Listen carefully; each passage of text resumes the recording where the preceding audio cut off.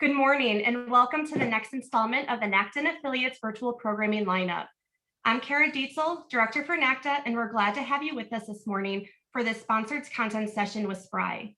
Spry is a comprehensive platform designed to help collegiate athletic departments adapt to the NIL landscape, ensuring their program and athlete success. Spry reduces the administrative tasks and risks for compliance departments while also encouraging student athlete participation with user-friendly accessibility and financial literacy.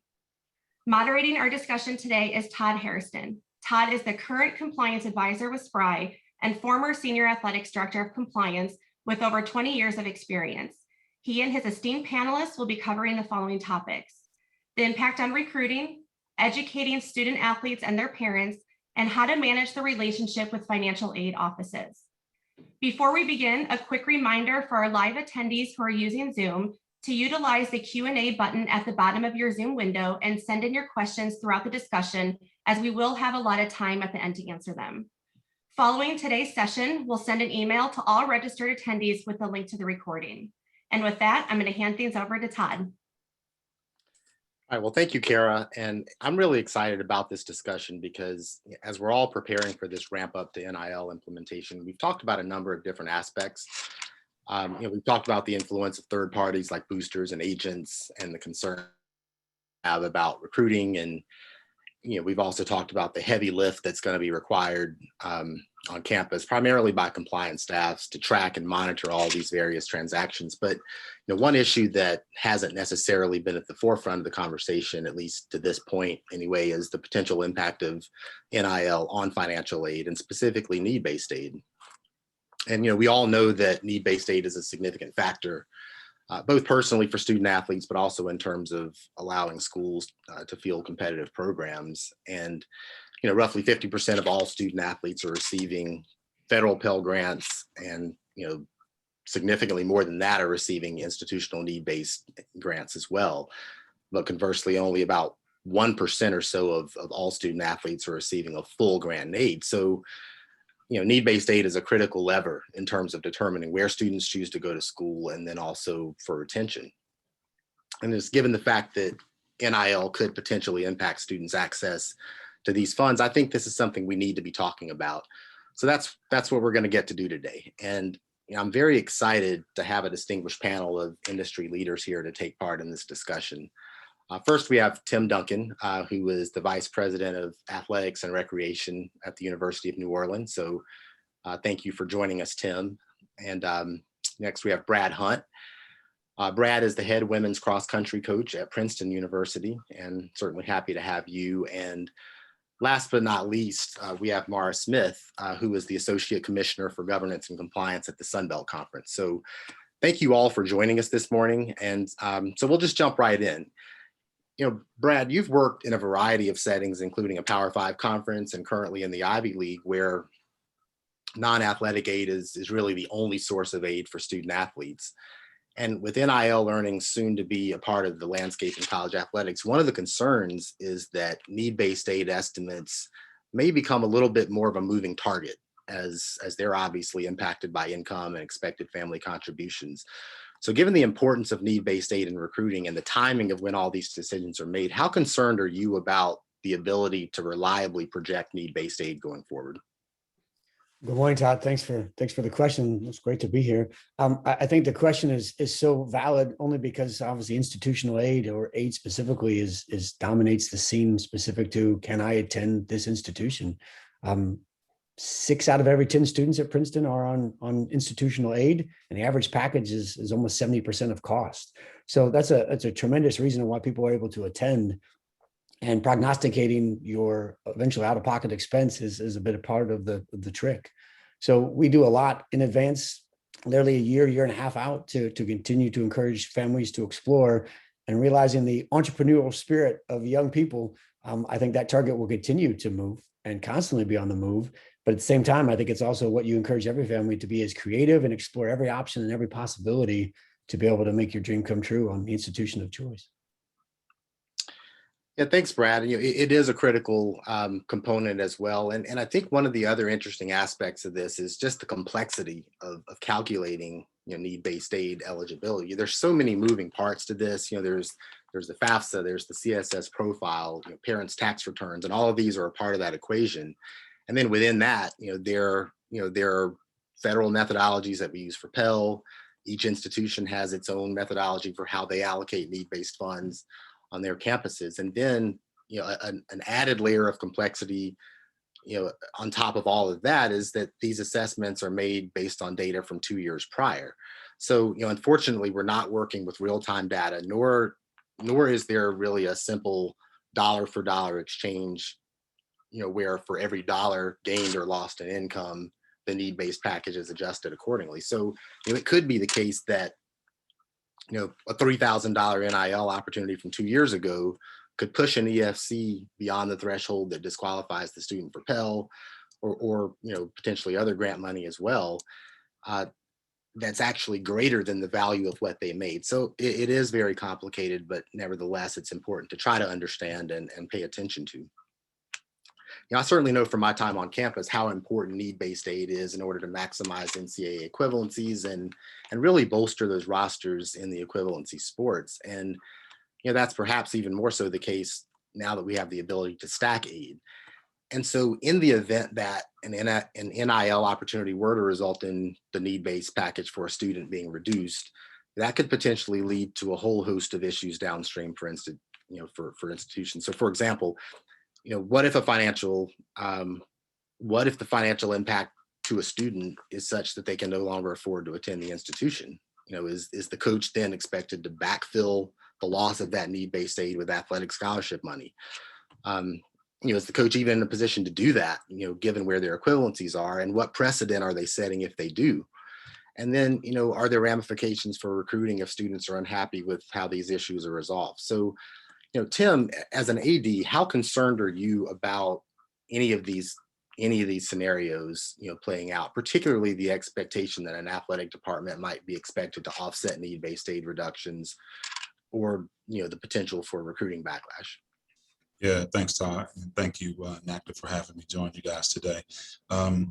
Here our situation is interesting because we don't have a ton of need-based aid, but we do have a ton of federal Pell Grant money as a state institution. So, and what we've been discussing is if a student athlete is able to make $5,000 from name, image, and likeness, and it increases their family's income and they're no longer eligible for Pell, they'll feel like they've lost something, regardless of whether we have that control or not. So that's a little bit concerning because just mentally, I think they will think that it's a trade-off when we don't have any control of that. So that's definitely concerning for us. There's about 35 to 40% of our student athletes who are on Pell. So it could be, we don't know the threshold with which their parents made or their parent or parents made Pell.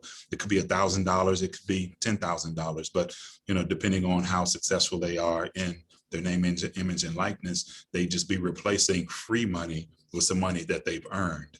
And that won't leave a great taste in their mouth. So we're definitely concerned about that aspect of it for sure. Right.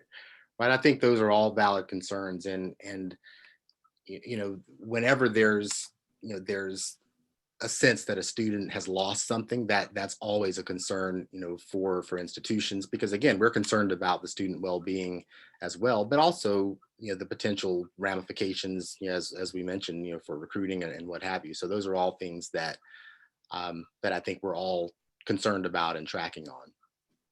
Obviously the intent of NIL is to create opportunities for students to earn money, not lose money. So Maura, from your perspective, how soon do you think it's likely that we might see a legislative response to address some of these potential unintended consequences of NIL, particularly if students are being negatively impacted financially and institutions aren't able to make them whole, so to speak?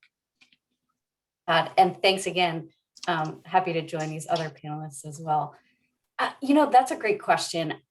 I really do not see the NCAA proactively stepping into things that are of an institutional nature, right? So things like academic policies, and I would throw financial aid policies in that mix. So when there's unintended consequences like reduction of need-based aid, reduction or elimination of Pell, I just think that And I don't think we'd want the NCAA to step into any kind of policy in that area. What's interesting about NIL to me is how we're seeing the convergence of NCAA, state legislation, and federal legislation. So I do see in state bills and state laws the idea that athletic scholarship cannot be reduced or revoked when a student athlete earns compensation for NIL. And my fear is that student athletes and parents and someone may not understand when they think scholarship, that is really only focused on athletics aid. And to them, they may just think my whole package is my scholarship. And so I'm concerned about a misunderstanding for student athletes in states that may have these laws that, well, I'm protected. Well, you're only protected for your athletics aid in those states, not for normal institutional procedures related to providing other sources of aid. Right.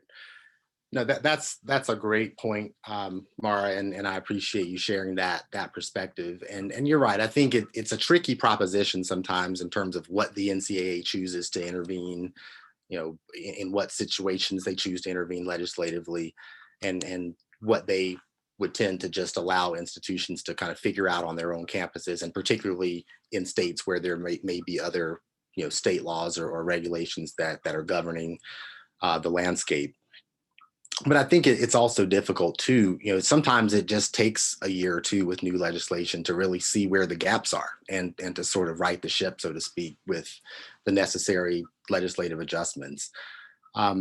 And as you mentioned, I think the other dynamic in play, is just the various state legislation that will be, coming online in a number of states within the next couple of years. And we'll need to really understand how all of that interfaces as well with NCAA legislation. So thank you for that. Brad, Tim talked a little bit about maybe some of the potential ramifications for recruiting if numbers shift. And, as with any new piece of legislation, particularly one as impactful as this, education is really, going to be key in helping manage some of those expectations. So can you talk a little bit from a coaching perspective about how you plan to approach educating your recruits, your student athletes, your parents, and all of these various entities on the possible implications of NIL with respect to need-based aid? Yeah, thanks for the question, Todd. I know for us, the ideas of determining aid is simply based off of income, right? Need. And so it's a very objective evaluation that's done. It's done in the form of an estimator, but then also done in a formal read. And there's a lot of communication that's happening between the financial aid office and every family. At the same time, I think they'll always say is everything's based off of the money that you're generating, and realizing now it becomes an opportunity for every student athlete to say that you're able to generate your own money, but it does have an impact on the way that everything's evaluated. And I think that's probably key in every, as you mentioned, legislation change, is informing, educating in advance, continuing to have that open dialogue and allow students to ask questions. And I suppose we all realize we don't even anticipate, or can we anticipate what questions will be asked, let alone to be able to have the right answers. And as a result, it's like, hey, the more questions you're bringing allows us to continue to make sure that we can cover those general Q&As perhaps that everybody has, but then to be able to realize every individual is going to be different based off of what's possible for them and how that might change their individual package. Right. No, that you're spot on with that. And, I think kind of along those same lines, oftentimes we do look at this need-based conversation as being strictly an equivalency sports issue. But Tim, I think you touched on it. And of course, current NCAA legislation allows full scholarship student athletes to receive that full Pell Grant, even on top of the full athletic grant and aid. And so, Tim, when we're thinking about the head count sports, and we're not so much worried about stacking need-based aid where they're concerned, but that Pell, which is very critical, what types of ideas might you have in terms of educating and trying to make sure that the expectation that students have, for that $3,000, $5,000 Pell Grant remaining intact, they understand kind of what the landscape looks like with them. So are there are there strategies or anything that you have thought about with your team there on campus to sort of manage those expectations?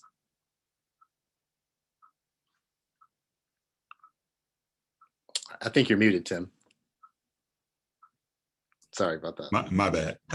As you know, Todd, Kirsten Ellaby does a great job here as the Associate AD of Student Service, and Stephen Medley, our Assistant AD for Compliance. They do a great job of educating our student athletes. We have multiple meetings, from a welcome back to individual meetings with them and the team, and that's just going to take on a heightened significance. We have to do what good speakers do. We have to tell them what we told them, and tell them what we told them again. So we're going to have to just continually have that conversation with them, let them know that in some cases it could be a trade-off, just to make them aware.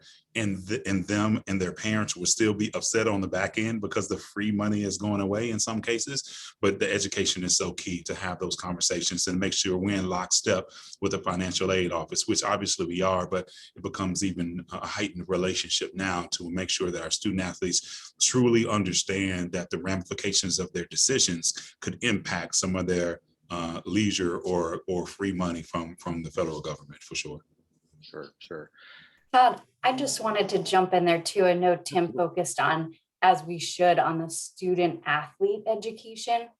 And it is interesting, even some of those state laws and bills will require some form of financial aid, education, budget management, all those pieces. But I do worry, we're talking about 18 to 22-year-olds. And so one of the things that I would recommend to our schools in the conference is also educating those folks that we think our student athletes are going to talk to. So we know, right, compliance folks tear their hair out because student athletes already don't complete employment forms and some of the other things we want to track. And so and Brad could probably attest to this, if an athlete goes to their assistant coach and is talking about something that's happening with them on social media, or they're talking to their athletic trainer, or they're close with their financial aid advisor, those are the people that need the education about how your school will handle it, who they need to talk to about financial aid. So in their own way, they could redirect that student athlete and say, hey, that sounds awesome, but can you just touch base with Hairston, just touch base with so-and-so, make sure you're all good, because I think they're going to confide in those others in your department. And as long as they're educated about kind of redirecting them back, I think that can be a good strategy. And even one more step, Todd, let me jump in. Yeah, no, absolutely. One more step with our COVID, we had a COVID-19 task force, and we had that task force meet with each team and their parents prior to them returning to school after last spring. So I can even see a portion of that educating those parents as well as our student athletes before they even arrive on campus. That was a model that was very successful for us. It alleviated some questions with what our COVID-19 protocols would be. So that's a model that we need to think about broadly with education on items like NIL and maybe some other things that come down the road as well. Well, Todd, sorry if I may. No, go ahead, Brad. All these points, like thinking about that proactive mindset, like official visits or unofficial visits, having student athletes and their families on campus. We try to introduce them to anyone and everyone that they may come in contact with over the course of their 4-year experience. I can't help but believe that this is a topic that you bring up on an unofficial visit. As a junior day, for example, having someone from financial aid and the compliance office coming to speak directly about the new opportunities, but also to the points made by Tim and Maura, how important it is to appreciate the decisions that you make have an impact on the opportunities that you'll pursue. And I just think that that's a big part of the educational piece, is being proactive, and particularly, hopefully post-COVID when we have more in-person opportunities, but even here on Zoom, to be able to have a topic that's dedicated completely to these concepts, to allow families to ask questions, but also more importantly, just to inform. I think the more opportunities you allow, the more questions that come from the panels, and hopefully that education continues to spread. No, well, thanks for that. And all three of you have made really salient points. I mean, I think two takeaways, from the comments that you guys have made. One is just, talking to all of these there's so many players that will now be a part of this conversation. I think, Maura, you mentioned some of these third-party vendors like the financial advisors, agents, whomever. But also, we all know that students talk to who they're comfortable talking to. So it's probably not going to be compliance, because we know we're never the most popular folks on campus. But it certainly could be their academic advisor, it could be their trainer, it could be their strength coach. And so it's vitally important to make sure that all of these people have somewhat of a working knowledge, because whoever it is that has the ear of the student, needs to have some understanding of at least where to refer them to. Now, again, we don't expect everyone to have a granular knowledge of all of these different pieces of legislation, but if they have enough of a working knowledge to know where to refer the students so that they can get the answers they need, I think that's going to be critical. And then I think the other takeaway that all three of you touched on is being proactive. And I don't think we're going to be able to come up with all of the solutions on this call, because we don't even have the legislation yet. So we don't know how all this will play out. But I think getting ahead of this issue, being proactive, trying to educate recruits, parents, third-party vendors, other campus officials is going to be critical in our ability to navigate this successfully. So I think all of you touched on some really important topics, with that regard, and that kind of is a nice segue into the next line of questions that I had, and starting with you, Maura. Because there is so much that is unknown, one of the things that does remain unclear to some degree with this NIL discussion is exactly what the role of the conference office will be. So I'm curious to hear from your standpoint, how do you see the conference office providing support or guidance to schools as they navigate this process? Sure. So I feel like support is the perfect word, Todd, because we, especially like I've mentioned in the Sun Belt, we have 7 states with bills or laws. And it's insane. And so I think right now, without that much information on what the conference role is, right, I just want to provide support, want to provide a forum, I think, for sharing best practices or future practices or development of processes and procedures and practices. So just giving them the opportunity to say, like, hey, we've got a kid who wants to write a book. This is what we're thinking. What are you doing in Alabama? So I think that idea of kind of sharing best practices, sharing experiences, and giving them the outlet and the forum to do that is my primary goal. And then certainly we have the ability to kind of look more globally than the focus that maybe institutions have on their particular recruits and their teams. And so providing, like you said, that guidance that may come more globally. And are you thinking of this? How is your relationship with financial aid? Just providing, like, hey, if you haven't yet, consider this, and giving those kind of tidbits. So. Right. Well, thanks for that, Maura. And I know just from my experience, those conference offices have always been a huge source of support, and you're kind of the backstop for the questions when we get stumped. So we've all appreciated that. And one of the things you touched on, was just that ability to share best practices. And so I'll just kind of throw it out to Brad and Tim. Brad in the Ivy and Tim there in the Southland. How much do you rely on your colleagues, your member institutions, and your conference offices to get some of those questions answered? I think quite a bit in regards to, even as we meet within our own institution and our own head coaches and the number of meetings that we have to talk with each other about, hey, what's coming forward? What are you experiencing? What kind of conversations are you having? And then certainly to expand that around the Ivy League, because of the fact that there's 8 institutions that are very, very much alike and all going through the same experiences. To Maura's point, almost regardless of state, realizing that may be a little bit of caveat from location to location, but we're all in this pretty much having the same experience together. And how do you go about, having that consistent message and hopefully being accurate every time that you're sharing those messages?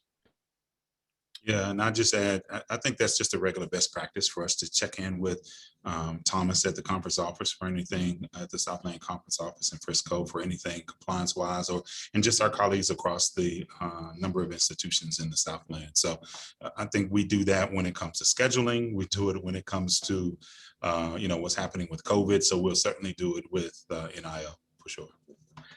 Yeah, and I think we were talking offline, just one of the things that perhaps complicates this a bit is, Maura, you were mentioning the Sun Belt is spans seven different states. And I know, Tim, you had mentioned earlier that there's some state specific legislation with respect to NIL there in Louisiana. So, that is another somewhat complicating factor in terms of trying to advise and share best practices, because everyone's perhaps not under the same state guidelines, but again, it is I think certainly wise to rely on your colleagues, especially as we're all trying to figure this out together, as you said. And we've talked about lines of communications with the conference, and certainly that's a critical external resource that'll be key. But in this NIL environment, it seems that the internal lines of communication between athletics and campus financial aid is going to probably be more important than ever before. And I think we touched on this a little bit in previously in the conversation, but for the panelists on campus, so Tim and Brad, I'm curious to hear from each of you if you anticipate any changes to your current practices, or any recommendations you might have for how departments might better facilitate communication and coordination with your campus financial aid offices. Yeah, we usually bring them over for to meet with our staff or sometimes our student athletes annually. So I can see that just picking up instead of doing the big conversation with them, as I like to put, talking at our students. I think it'd be more effective to do that in teams. Just so they can receive the information better and more willing to ask questions, because this is, I won't say more critical, but it's definitely new, and they'll have a heightened sense of awareness of NIL, because all of them will think that they'll be able to add a few dollars in their pocket. So I think we'll utilize their resource in a different way than we have, so it's just more effective for the end user. Yeah, we do a lot of obviously in-house with our own teams, but that's certainly a practice within our athletic department, is bringing teams together and informing and sharing. And I think, of course, because of COVID, almost required to do so. But we have 37, soon to be 38 varsity sports. And our athletic director, Molly Marcus-Amon, does a phenomenal job of being engaged and involved with communicating with each team and being seen and being present, but obviously also empowering a lot of our administrators, specifically with compliance and oversight, program oversight, to make sure that there's folks that they know that they can speak to and talk to. And all we want to do ultimately is what's the best opportunity we can help you, support you with. And realizing, as I think it said at the beginning, Tim, was like, this decision you make has an indication of where this will go. And you want to make sure you can make the best choice, which is an informed choice as far as we're concerned. Yeah, I'm sorry, go ahead. Sorry, Todd. Sure. When I was on campus, I think we had a program where I do love alliteration, something like Money Mondays or Friday Finances, and the financial aid rep would come into the athletics department. So eliminating that, having to go over there, and not just for coaches, but really for the athletes themselves to be able to ask about FAFSA, whatever it might have been. So getting that personal connection developed with the financial aid rep, the liaison, bringing them into the department where the athletes were, I think was pretty helpful. Yeah, and all three of you, I think, are really touching on some important issues, because again, there's a lot of information that's obviously going to need to be shared, and I know every campus is setup is a little bit different. I would be curious just to kind of hear from any of the three of you in terms of your experiences. Has it been your experience that access to financial aid has been funneled through a singular departmental liaison? Do coaches just have free access to contact financial aid and set up these educational sessions individually? Kind of what have you all experienced on your various campuses, and what what processes have seemed to work most effectively?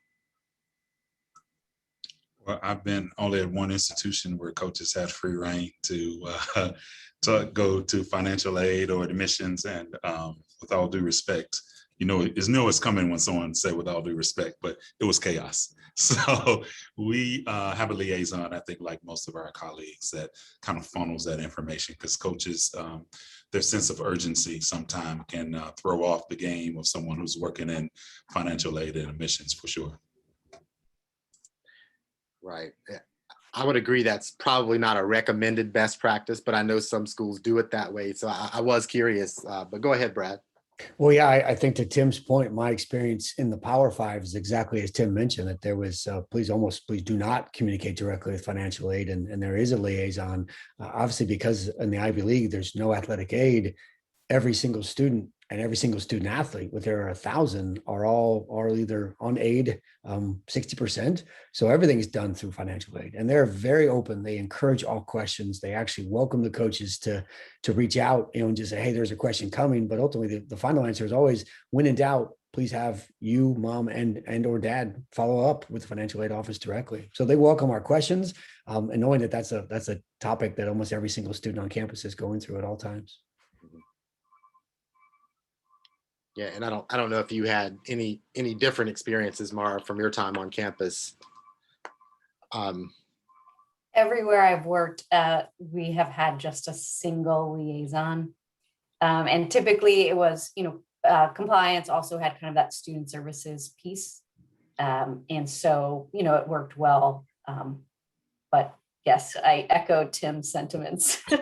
No, I do as well, but I think, again, with this being, such an impactful topic, and the interest and the concern, the angst that may be created as a result of all of this, I think this is something that schools will need to give some thought to. And for those that don't, probably thinking now, again, proactively making sure that they have a structure in place where, you don't have 15 people from the athletic department hammering your financial aid person, but having a very coordinated process for how information is disseminated, and perhaps it is, as you mentioned, Tim, scheduled sessions where you maybe have a financial aid person coming to the department, either in large groups or team by team, and providing some of this critical education.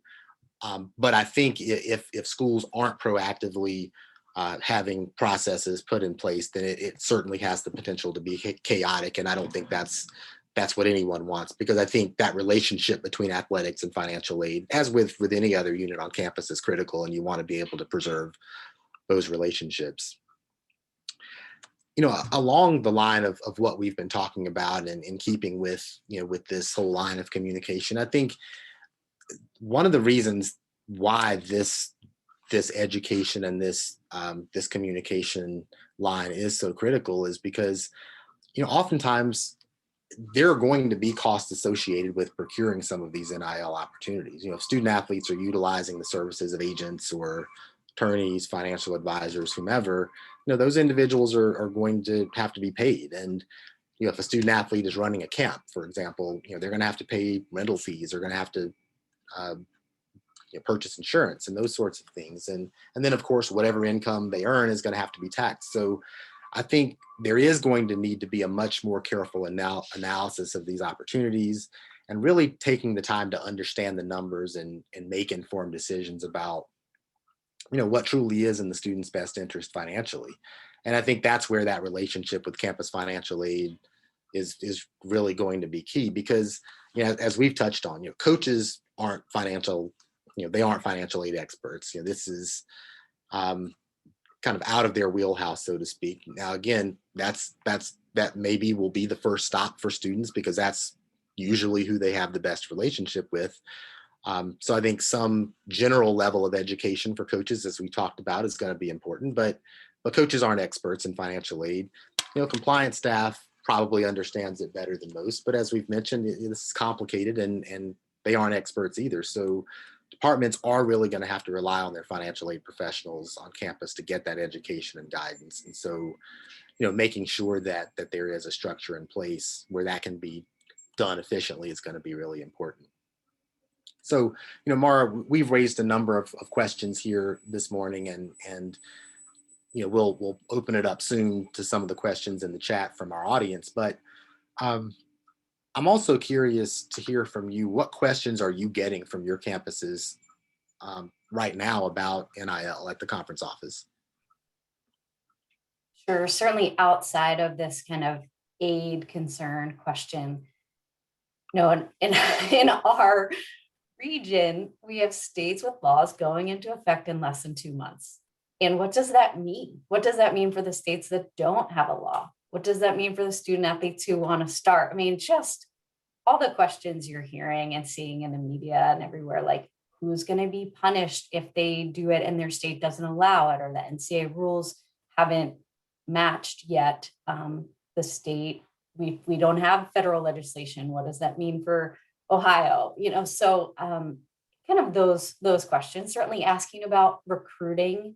Where's the line? What can we talk about? What sets them up to be educated and understand, but not feel like we promised them opportunities or things that then lead to difficult relationships and things in the future.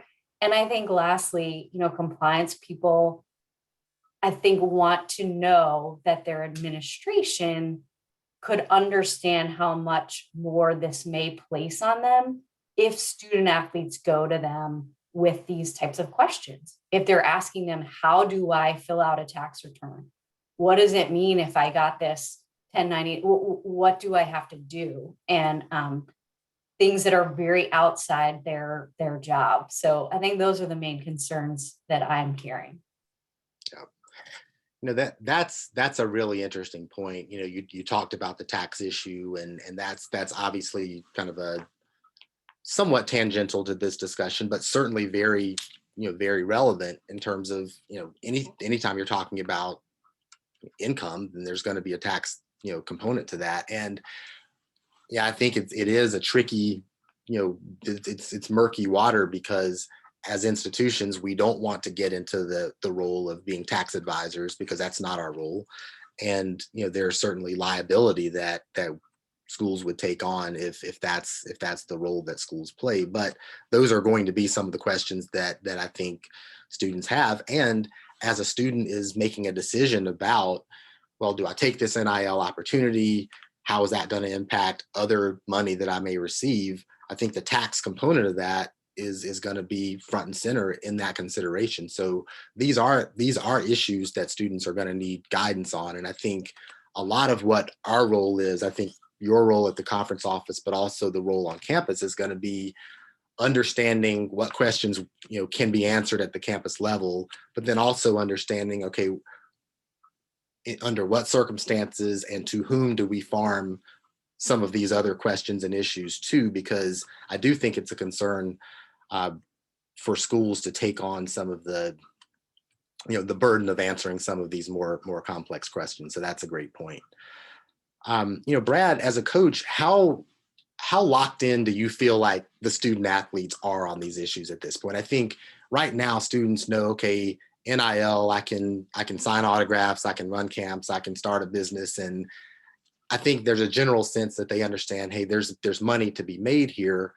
But how deeply do you think student athletes are tracking on or understanding the complexity of some of these issues that we're talking about today?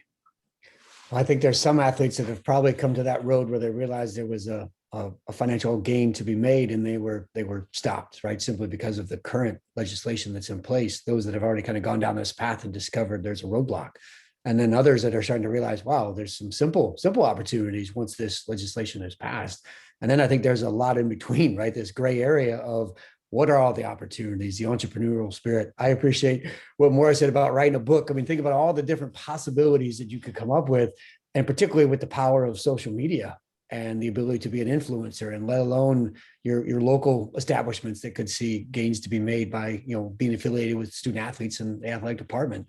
So I think it's almost just the tip of the iceberg, and I have to assume that that's why it's taken us so long to get to this point, because we realize there is so much under the water across college athletics and where this can go. And I think that's ultimately what we're going to discover is some of the things are obvious, and then there's so much more that's even undetermined or unknown because we haven't been as creative as we've been allowed because legislation has stopped all conversation. That's the point. No, I think you're right. I think, sometimes, when there are so many unknowns, it can create a sense of paralysis where no one really knows what to do next because, there's so much that we don't know from a legal standpoint, and then just other factors that are beyond our control. Tim, on your campus, again, there are so many different players that can impact, this issue. I think when we're talking about NIL opportunities for student athletes and income and what it means for financial aid. I mean, I think we've talked about obviously the involvement of campus financial aid, but I think there are other campus players, like the legal department or the tax office, et cetera. So how engaged are those folks at this point in these conversations in terms of understanding the implications of this for students, as it relates to need-based aid or just in general? I don't think anyone on campus is really ready for what's about to happen.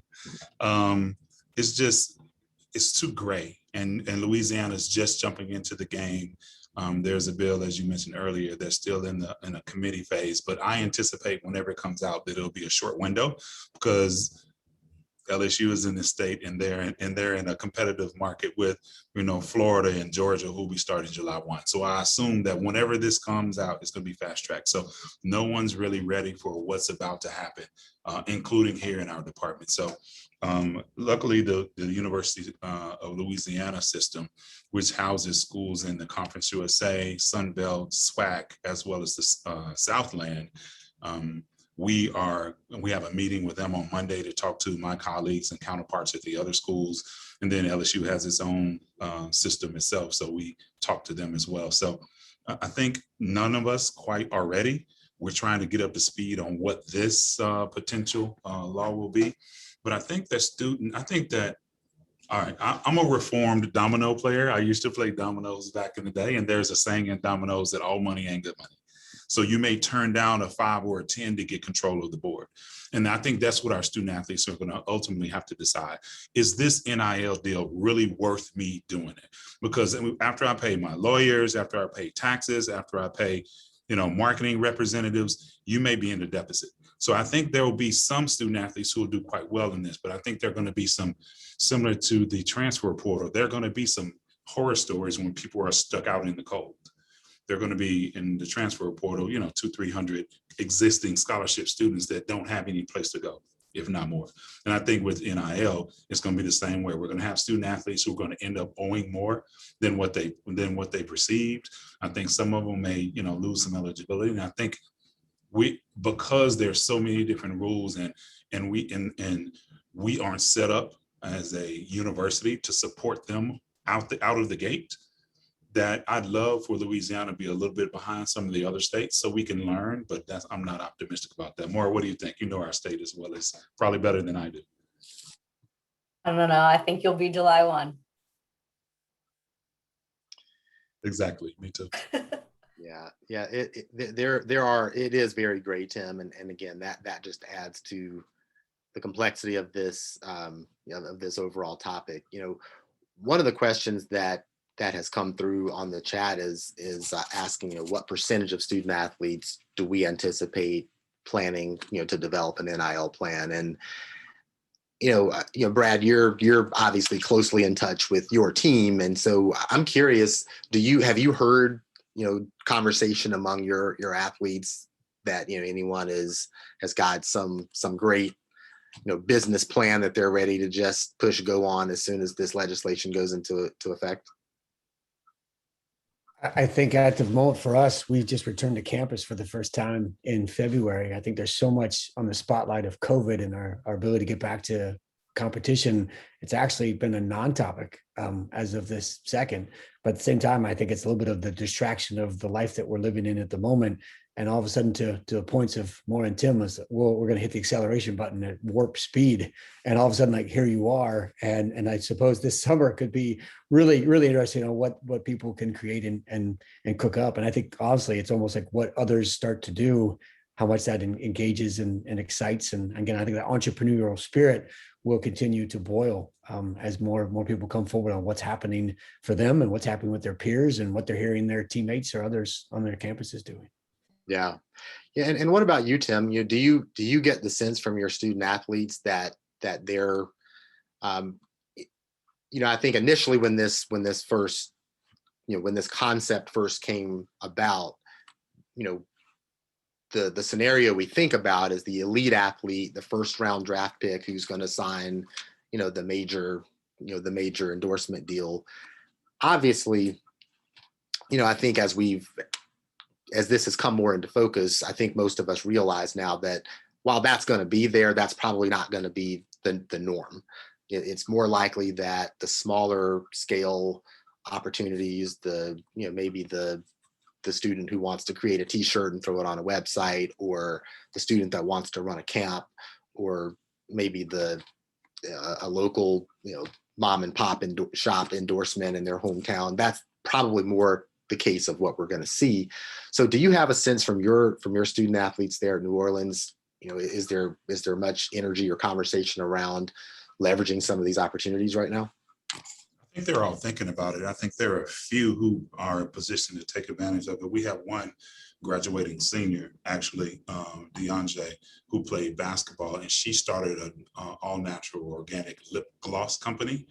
And she's from Thibodeau, which is, a little bit south of here. It's a small community that if this was in place a year ago, I think she could have really blown up and done something like that. I think because we're in New Orleans and it's so competitive here. We have Zion, for goodness sake, and the Saints and things of that nature, that I don't know if it will be as much opportunity. There's a lot of opportunity in this city, but it's a crowded market with professional teams. But I think the student athletes who are from, Thibodeau or Homa or some of the smaller surrounding areas, that those communities are all in supporting their own, I think they'll have a lot of relationships. So I'm not sure of the number of student athletes that'll take advantage of it, but I think those from smaller communities and college towns, I think will be a lot different than what it looks here, at least at the University of New Orleans.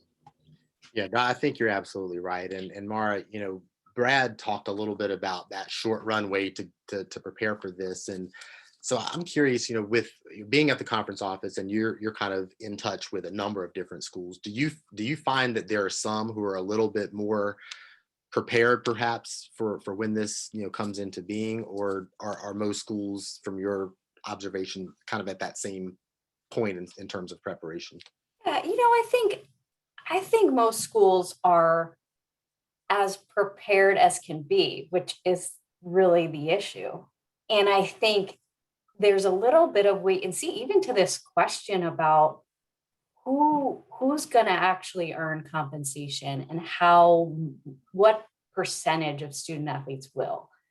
And, we just don't really know. We don't know. And it's so wide that the scope from camps to an appearance at a bar to, truly starting their own business to just promoting, eyelash extensions online.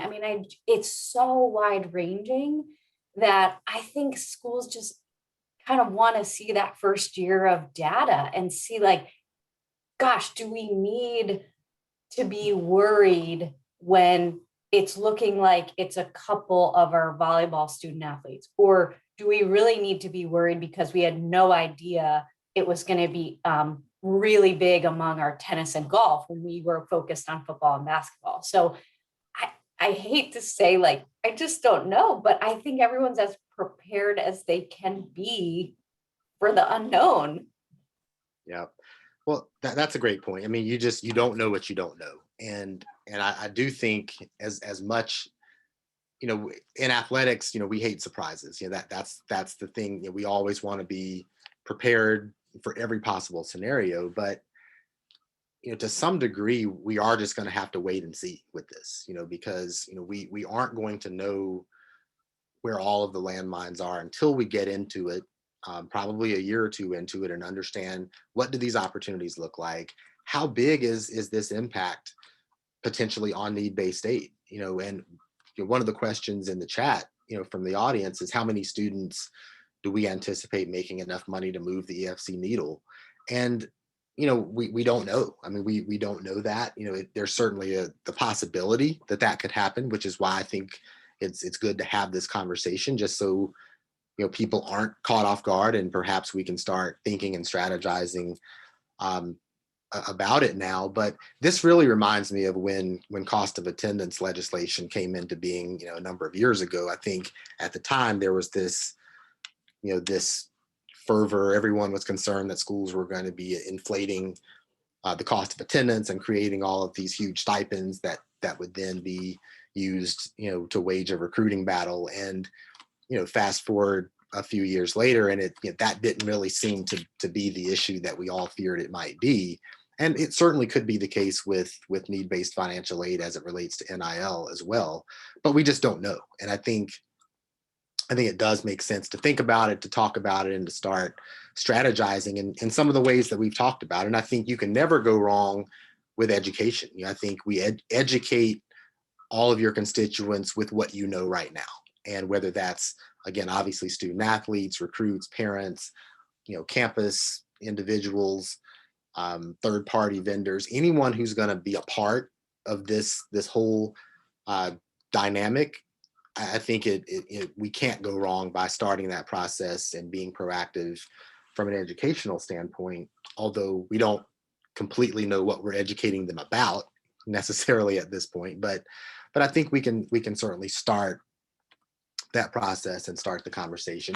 And I think building processes that will allow us to efficiently, have engage these different units on campus, whether it's financial aid, whether it's legal, whether it's the tax office, all of the players who will be, having a part in this. I think it certainly makes sense to have some of those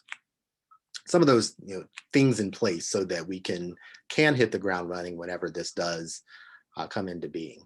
One of the other questions was, is a student athlete allowed to decline an NIL package if the financial implications are not positive? And I think my initial thought to that would be, certainly. I think that's, they're certainly not going to be required to accept an NIL proposal.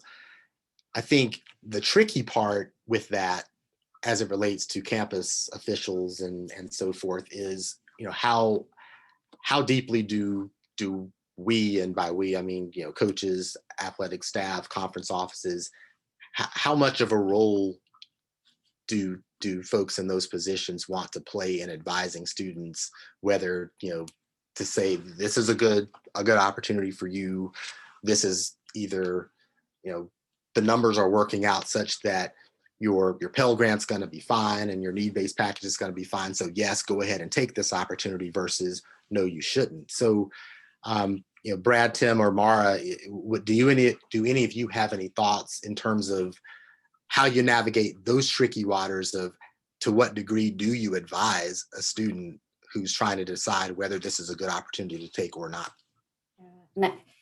I also think some of that will be answered by legislation, how involved you can be. We've talked with the NCAA proposals, at least the line between institutional involvement and institutional assistance. So I think our schools are talking a bit about having resources on campus, a school of business faculty, people that may have an interest, having vetted a list of folks that student athletes could talk to.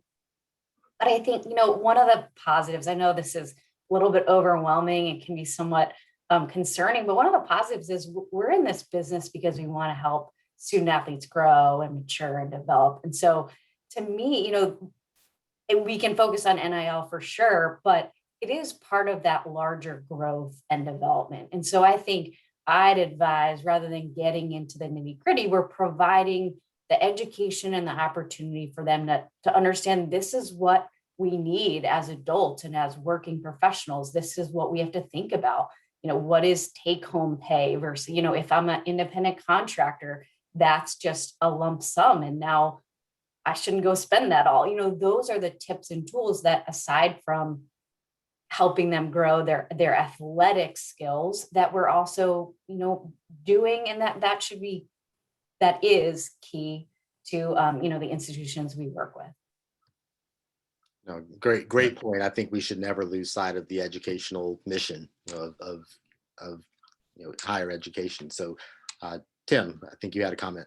Yeah, I was just going to say there are a number of third-party groups who are investing in the education of student athletes that can provide a sounding board for those type of things. So I see institutions like University of New Orleans, which may not be able to have that on campus, partnering with groups who can help advise students in that advisory manner, just to ensure they can get some of those technical questions answered, because there is a lot of liability depending on how we answer which questions. And I agree with Maura that our job is, at the end of the day, educators for sure. We're using sport to teach some of those other skills and bring that to life. So we'll provide a way. I don't know how much will be involved here on campus, but we'll make sure we have an avenue for our students to reach out to. Absolutely. With that, just following up on that a little bit, a number of the state bills are requiring, financial literacy, for example, to be a part of, one of the offerings that institutions are providing for their student athletes. And again, I'm not sure if that's a part of the Louisiana bill or not, but I am curious, is that something that, if it's not required by the bill, is that something that, among your discussions with AD colleagues, does that sound like something that will be kind of a de facto requirement as we go forward? Yeah, we do that already with our men's and women's basketball teams. Are the only one that receive cost of attendance here at the University of New Orleans. So we bring a financial literacy consultant in annually just to talk to them about that spend and what they can do with those extra dollars and how to be smart with those dollars. So that's something that we'll continue to do. But many of my colleagues already do that on maybe an annual or semi-annual basis with a number of different populations within their department. So yes, that'll become even more important now, and we'll do it probably in smaller groups where I think, again, they can receive the information better. Right. And what about you, Brad? I mean, in terms of, obviously your experience there at Princeton, but just in general, I mean, do you believe that that's something that should happen, and if so, kind of what should that look like? Is that something that you think as the coach you're going to take the lead on, or is that more of a centralized departmental effort to educate students in terms of financial literacy? Well, yeah, I think maybe as a parent, outside of the young age of watching an evolution of a person from age 18 to 22, there's quite a bit that goes down in those 4 years' time. And I think, to more in Tim's point, it is our responsibility to continue to propel them forward and prepare them for life outside of campus. I think it's limitless on the type of resources you could bring in. I saw in one of the questions about having a personal brand manager coming into Duquesne University. I can only fathom what universities will do with this, how they're going to try to bring it to the forefront and have it to be, hey, look what we're doing better than anybody else. And I think that is our responsibility, is how many resources can we provide? And most importantly, I think from a coach, you're asked a lot of questions. And coach, what do you think? Like, well, my question back is, well, what do you think? And now as a result, how can I help guide you to the right resource or the right person that might have much more in-depth and knowledge than I ever may, particular topic. But I think, the financial component of life, so what we're all looking for, I would imagine, is that stability and to be able to continue to make sound choices that continue to put you in a better position tomorrow. Well, sure. Well said. And we are at the top of the hour, so we'll leave it there.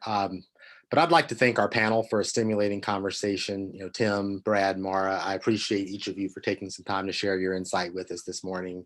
And I'd also like to thank, Kara and NACDA for partnering with Spry to facilitate this important discussion. And thank you to the membership as well for your questions and your participation. So take care, everyone, and have a great day. Thank you, Todd. Good job, man.